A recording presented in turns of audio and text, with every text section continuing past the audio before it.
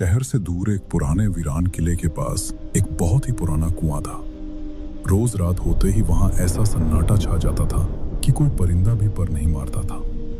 मगर आज रात के ठीक 1 बजे वहां पास की एक सुनसान सड़क पर अचानक ढोल नगाड़े और ताशे बज रहे थे। वहीं दूसरी तरफ उस किले के ठीक बीचों बीच कविता नाम की चुड़ैल दुल्हन का लाल जोड़ा पहने सज धज कर बैठी थी।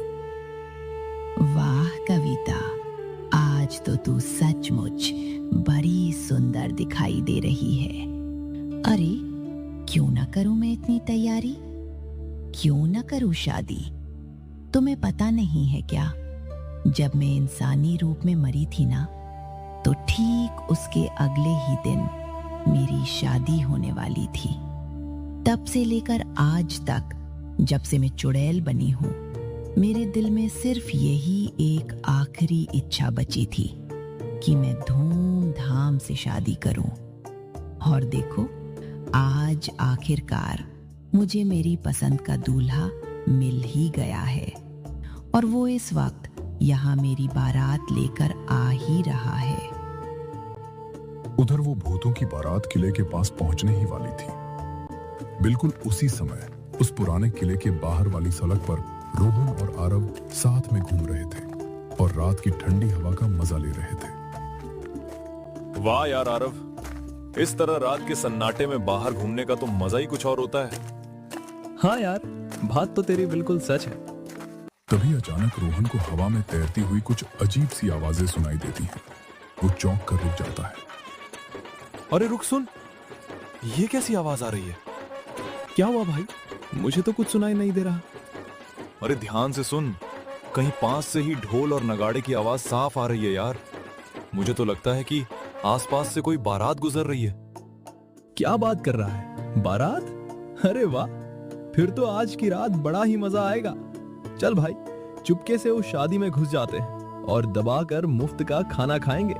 बड़ा मजा आएगा। ठीक है भाई, चल फिर चलते हैं। रोहन उस आती हुई आवाज का पीछा करते करते पुराने किले के पिछले हिस्से की तरफ पहुंच जाता है। उसे उस वीरान किले के अंदर से एक अजीब सी तेज रोशनी आती हुई दिखाई देती है।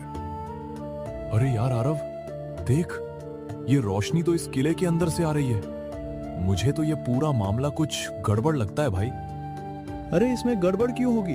जरा ठीक से देख बेवकूफ, ये वही पुराना वीरान किला है। अरे हाँ, ये तो तूने बिल्कुल सच कहा, लेकिन ये बड़ी अजीब बात है ना कि कोई किले में शादी क्यों करेगा? अरे यार तू भी ना फालतू का दिमाग मत लगा। आजकल के लोग इस ऑनलाइन ट्रेंड की वजह से वैसे भी कितनी अजीब अजीब और पागलों जैसी चीजें करते रहते हैं। शायद इन लोगों ने भी इसी नए ट्रेंड की वजह से इस पुराने किले में शादी रख ली होगी, समझे? हैं?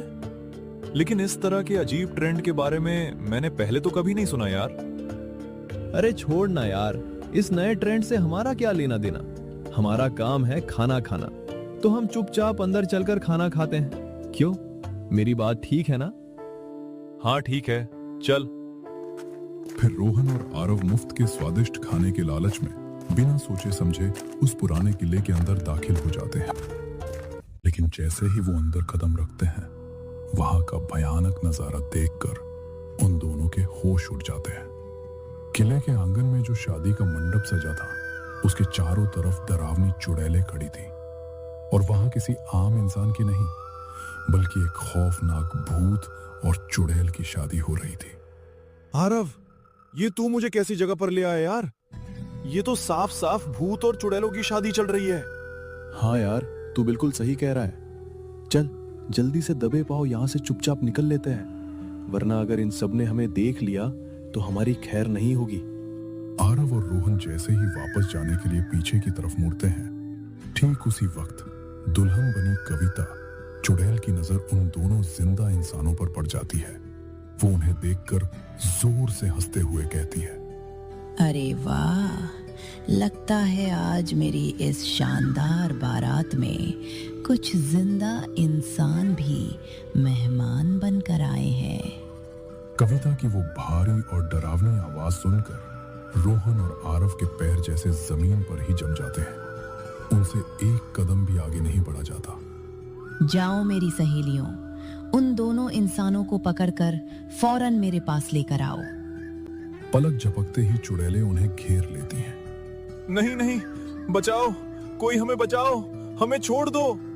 हाँ चुड़ैल जी, हम तो बस गलती से रास्ता भूलकर यहाँ अंदर आ गए थे, हमें जाने दो, छोड़ दो। अब आ तो गए हो तुम दोनों मेरी इस शादी में बिन बुलाए बाराती बनकर, लेकिन अब यहाँ से वापस जा नहीं सकते। अब तो हमेशा हमेशा के लिए इसी पुराने किले में रहने की पूरी तैयारी कर लो, क्योंकि ये कविता चुड़ैल जब एक बार किसी इंसान को अपने चंगुल में पकड़ ले तो उसे बिना अपना शिकार बनाए कभी नहीं छोड़ती। हाँ, बिल्कुल सही कहा कविता ने। फिर जब तुम दोनों मरकर हमारी तरह भूत बन जाओगे तो तुम्हें यहीं तो हमारे साथ रहना पड़ेगा ना। उन चुड़ैलों की ये खौफनाक बात सुनकर रोहन और आरव गहरे सदमे में आ जाते हैं। उन्हें अपनी मौत बिल्कुल अपने सामने खड़ी नजर आ रही थी। वाह भाई वाह, एक साथ दो दो इंसानी मेहमान हमारी शादी में आए हैं। अरे तो फिर इनको कुछ अच्छा चाय नाश्ता तो कराओ। मेरा मतलब है इन्हें थोड़ा ताजा खून पिलाओ और थोड़ी गर्मा गर्म कौवा बिरयानी तो खिलाओ। क्या? कौवा बिरयानी और खून? छी, मुझे तो सिर्फ ये नाम सुनकर ही उल्टी आ रही है। छी क्या लगा रखा है? अब अगर तुम मेरी शादी के मंडप में आए हो तो तुम्हें खाना तो खाना ही पड़ेगा ना। चुड़ैलो, जल्दी इन्हें खाना परोसा जाए, और याद रखना अगर इन्होंने इसे नहीं खाया तो मैं इन दोनों को कच्चा चबा जाऊंगी। तभी चुड़ैलें उनके सामने थरिया लाकर रख देती हैं। छी यार रोहन, इसे हम भला कैसे खाएं? इसमें तो सचमुच का मरा हुआ कौवा रखा है, और चावल के नाम पर पूरी थाली में सिर्फ चावल के 4 दाने बिखरे पड़े हैं। अरे यार आरव, तू उस कौवा बिरयानी को छोड़ और पहले इस खून से भरे हुए कांच के गिलास को देख। चुड़ैल जी, वैसे ये किसका खून है? क्या ये किसी कौवे का खून है? नहीं रे बेवकूफों, ये तुम्हारे जैसे ही दो प्यारे भोले भाले और मासूम इंसानों का खून है।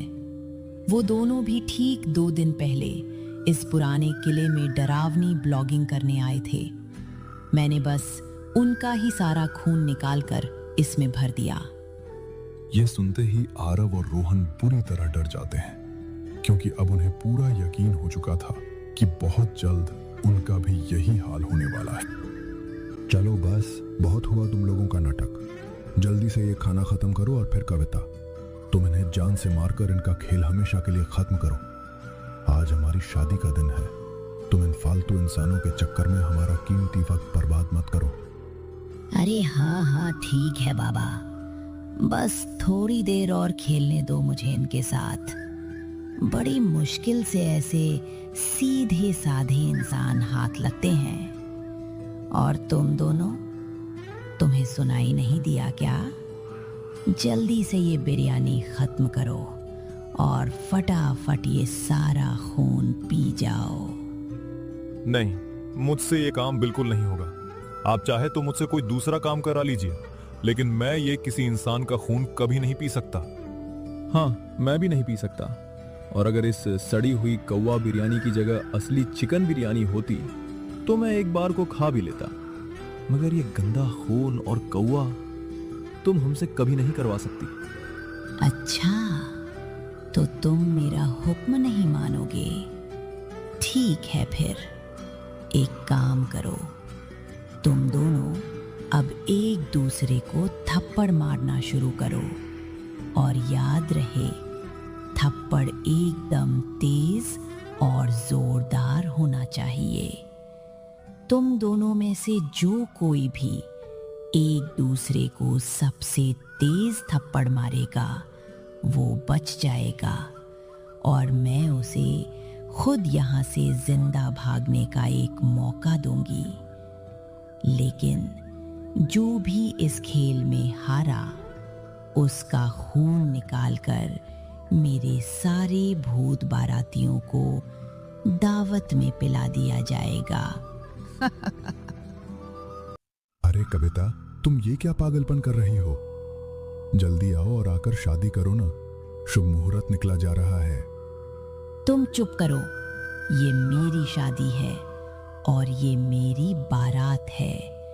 यहाँ इस किले में वही होगा जो मैं चाहूंगी, समझे? और तुम दोनों खड़े खड़े क्या देख रहे हो? जल्दी से एक दूसरे को मारना शुरू करो। देखते हैं देखते दोनों दोस्त मजबूरी में एक दूसरे पर टूट पड़ते हैं और उनके बीच भयंकर लड़ाई होने लगती है।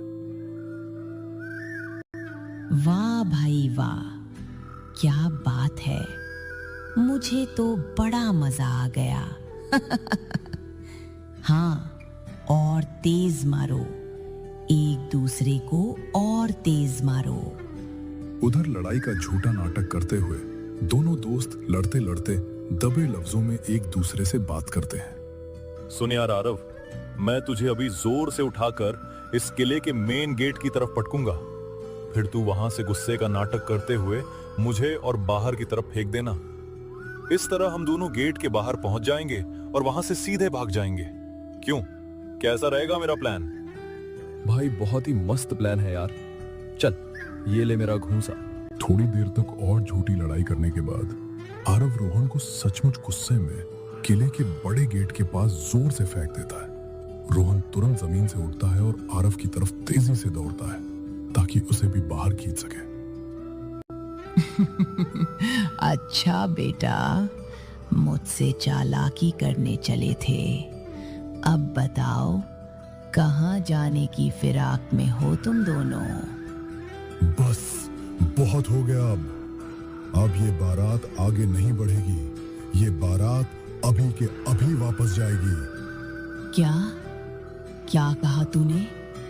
बारात वापस जाएगी? तेरा दिमाग तो ठीक है ना? अरे वाह, जरा अपनी बदतमीजी तो देखो। भला ऐसे कौन बात करता है अपने होने वाले पति से? अब ये शादी बिल्कुल नहीं होगी। तुम्हें मुझसे शादी करने से ज्यादा तो उन दोनों इंसानी लड़कों में दिलचस्पी आ रही है। अब एक काम करो, उन्हीं में से किसी एक से जाकर शादी रचा लो। क्या कहा रे बुढ़े भूत? शादी तो तुझे करनी ही पड़ेगी, वो भी सिर्फ मुझसे ही। समझ गया ना? चल, चुपचाप मेरे साथ मंडप में वापस चल। लेकिन जैसे ही किले में भूत और चुड़ैल आपस में झगड़ने लगते हैं, ये नजारा देखकर रोहन और आरव को वहां से भागने का साफ रास्ता मिल जाता है। दोनों दोस्त उस चुड़ैल को आपस की लड़ाई में व्यस्त देखकर बिना एक पल गवाए तुरंत वहां से 9-2-11 हो जाते हैं। और उस खौफनाक रात के बाद वो दोनों दोबारा कभी किसी चुड़ैल तो क्या, किसी आम इंसान की बारात में भी बिना बुलाए मुफ्त का खाना खाने कभी नहीं। रात के ठीक 12 बजे बज रहे थे और एक सुनसान अंधेरी गली में एक कार खड़ी थी। आर्यन गाड़ी के पास खड़ा होकर बहुत परेशान था। वो चिढ़कर बोला, उफ, पता नहीं मैंने ये कैसा ड्राइवर बुला लिया। गाड़ी यहाँ इस अंधेरी गली में खड़ी करके पता नहीं कहाँ बाथरूम करने चला गया। उफ, एक तो इतनी गर्मी लग रही है, ऊपर से भूख भी तेज लगी है और कहीं मैं दूल्हा होकर ही अपनी बारात में सबसे पीछे न रह जाऊं। आर्यन को अपने ड्राइवर पर बहुत तेज गुस्सा आ रहा था। तभी अचानक आर्यन को कहीं से एक बहुत अच्छी खुशबू आती है। वो चौंक कर बोला, वाह वाह, ये तो समोसा चाट की लाजवाब खुशबू है। भला इस अंधेरे में ये कहां से आ रही है? थोड़ी ही देर में उसके सामने से एक रहस्यमयी औरत थैला लेकर आती है और ठीक गाड़ी के बगल में आकर रुक जाती है। आर्यन ने पूछा, अरे माई, क्या बेच रही हो? खुशबू तो बड़ी ही अच्छी आ रही है। उस औरत ने आर्यन की तरफ देखा और एक अजीब सी मुस्कान के साथ कहा, साहब, चटपटी समोसा चाट बेच रही हूँ। एकदम कुरकुरे और मसालेदार समोसे हैं। ऊपर से ताजी हरी चटनी और गाढ़ा मीठा दही डालती हूँ और साथ में मेरा बनाया हुआ खास गुप्त मसाला भी। वाह वाह, ये सब सुनकर ही मुंह में पानी आ गया। लेकिन रात बहुत हो गई है। तुम्हारी ये चाट सुबह से अब तक बासी तो नहीं हो गई होगी ना? ना मालिक, मेरे ये समोसे कभी बासी नहीं होते। एकदम ताजे और बढ़िया मैदा के हैं और चाट तो मैं बिल्कुल आपके सामने ही अभी ताजी बनाऊंगी। पूरी गली में एकदम सन्नाटा पसरा हुआ था। आर्यन को ये बात थोड़ी अजीब लगती है। उसने पूछा, वैसे अभी 12 बज रहे हैं, तुम इस वक्त अपना ठेला लेकर घर लौट रही थी क्या? नहीं साहब, मैं तो इसी वक्त आती हूँ इस अंधेरी गली में चाट बेचने के लिए।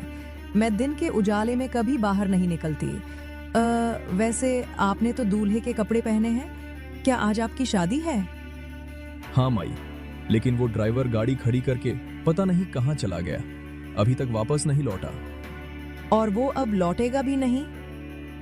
आर्यन को उस औरत की बात सुनकर थोड़ा शक होता है। वैसे एक प्लेट चाट कितने की है? पैसे नहीं लूंगी, तुम्हारी शादी है ना? अरे मेरी शादी है तो पैसे क्यों नहीं लोगी? तुम तो बड़ी ही अजीब औरत हो। कहा ना साहब, नहीं लूंगी, बस मेरी ये चाट खा लो और फिर बताओ कि आपको कैसी लगी। तभी उस औरत ने आर्यन के हाथ में गरम गरम समोसा चाट का पत्तल थमा दिया और उसे देखकर अजीब तरह से मुस्कुराने लगी। आर्यन को अब थोड़ा डर और अजीब लगने लगा। वो बोला, तुम इतना अजीब बर्ताव क्यों कर रही हो? पैसे भी नहीं लोगी और सिर्फ चाट खिलानी है। कहीं इस चाट में कुछ गड़बड़ तो नहीं है? ये सुनकर औरत बहुत डरावनी आवाज में चिल्लाई, क्या कहा? क्या बोला तूने? मेरी चाट में गड़बड़? मेरी चाट में गड़बड़ कभी नहीं हो सकती। मैं अपने पूरे इलाके की सबसे अच्छी चाट बनाती हूँ, समझा तू? औरत की वो भयानक आवाज सुनकर आर्यन बुरी तरह डर जाता है। वो समझ जाता है कि इस औरत के साथ जरूर कुछ न कुछ बहुत बड़ी गड़बड़ है, लेकिन अब वो बुरी तरह से फंस चुका था।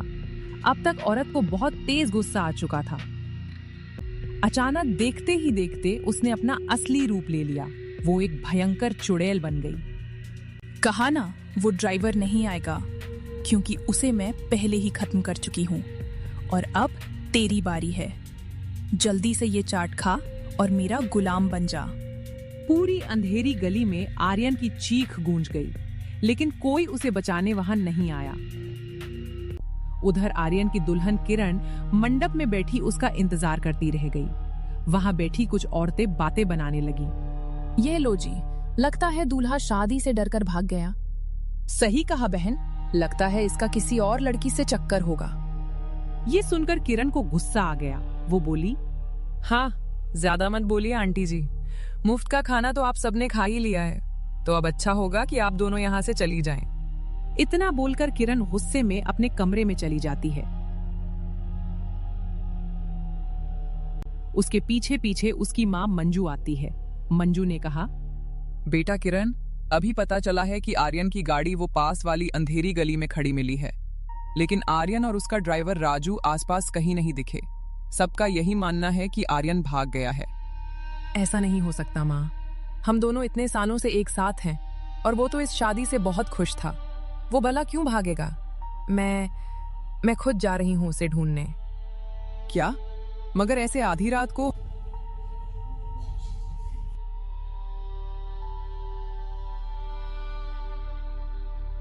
किरण ने अपनी माँ की एक बात नहीं सुनी और दुल्हन का जोड़ा पहने हुए उसी हालत में सीधा उस अंधेरी गली में पहुंच गई। वहां उसे आर्यन की कार खड़ी दिखी। उसने अंदर झांक कर देखा तो कार खाली थी, मगर वहां आर्यन का फोन पड़ा था। वो हैरान होकर बोली, अरे ये क्या? थोड़ी देर पहले ही आर्यन ने ड्राइवर को इतने फोन किए, लेकिन ऐसा क्यों? जरूर ड्राइवर गाड़ी छोड़कर कहीं गया होगा और आर्यन उसे वापस बुलाने के लिए फोन कर रहा होगा। मगर फिर ये दोनों आखिर कहाँ चले गए? किरण को कुछ समझ नहीं आ रहा था। उसने गली के दोनों तरफ देखा। तभी उसे एक औरत थैला लाते हुए दिखी। किरण ने सोचा, ये क्या?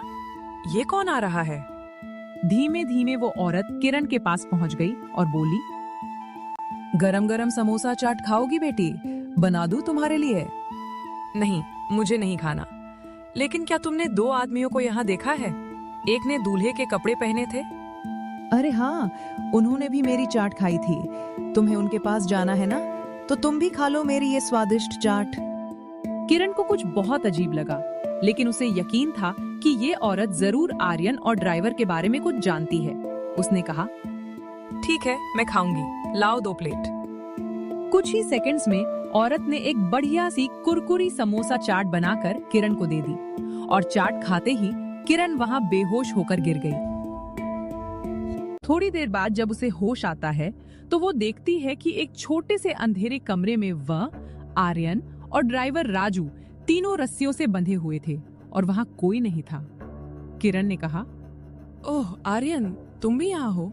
मैं तुम्हें ढूंढती हुई आई थी और उस चुड़ैल की चाट खाकर मैं बेहोश हो गई। पता है किरण, हम उसी अंधेरी गली के आखिरी घर में कैद हैं और सुबह होने से पहले वो चुड़ैल आएगी और हम तीनों को मार देगी। इसीलिए हमें उससे पहले यहां से निकलना होगा। क्या? लेकिन तुम्हें कैसे पता कि उसे देर लगेगी? अरे ये मेरा ही इलाका है किरण, और मैंने बचपन से इस अंधेरी गली की चाट बेचने वाली चुड़ैल के किस्से सुने थे। मुझे उसके बारे में बहुत कुछ पता है, लेकिन फिर भी मैं कभी यकीन नहीं करता था, मगर आज अपनी आंखों से देखकर यकीन हो गया। किरण ने हिम्मत दिखाई और किसी तरह रगड़ कर आर्यन के पास पहुंची और पीछे से उसके हाथ की रस्सियां खोल दी।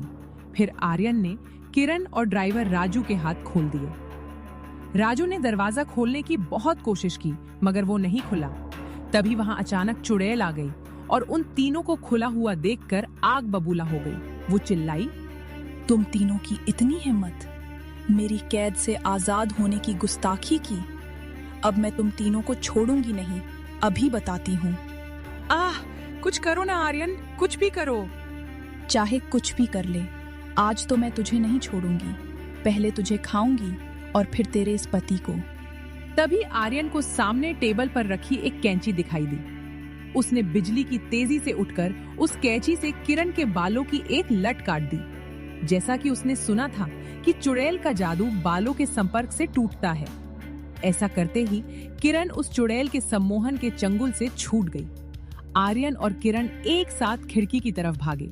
चुड़ैल पीछे से चिल्लाई, मुझसे चालाकी करने की कोशिश की, अब देखती हूँ दोनों कहाँ भागते हो। चुड़ैल ने इतना कहा ही था कि तभी कमरे का दरवाजा जोर से खुला और वहां से ड्राइवर राजू, जो असल में एक गुप्त तांत्रिक भी था, अंदर आया। वो चिल्लाया, अब कहाँ भागेगी चुड़ैल? ओम भट्ट स्वाहा। तांत्रिक के वो मंत्र कहते ही अंधेरी गली में चाट बेचने वाली चुड़ैल एक छोटी सी कांच की बोतल में कैद हो गई। तांत्रिक उसे लेकर हमेशा के लिए चला गया और फिर उन दोनों की शादी बहुत धूमधाम से हुई। उस दिन के बाद से उस अंधेरी गली में कभी कोई औरत समोसा चाट बेचने नहीं आई।